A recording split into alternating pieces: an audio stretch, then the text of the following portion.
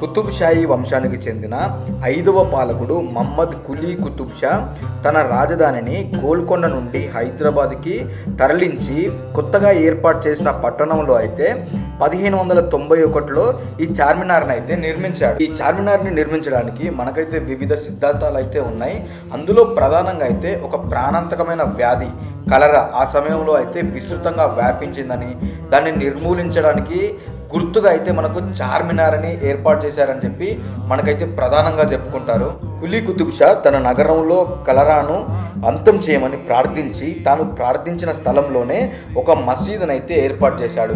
ఒక మసీదు దాని పక్కన చార్మినార్ని అయితే కులీ కుతుబ్ షా అయితే నిర్మించడం జరిగింది. సరే, ఇంకా కాసేపు చరిత్రను అండ్ కులీ కుతుబ్ షాను పక్కన పెడితే ప్రజెంట్ అంటే 2024లో ఇప్పుడు పరిస్థితులు ఎట్లా ఉన్నాయనేది మనం అయితే చూపెట్టబోతున్నాం. నేనైతే ఆల్రెడీ ఒకసారి వచ్చాను. ఇది సెకండ్ టైం.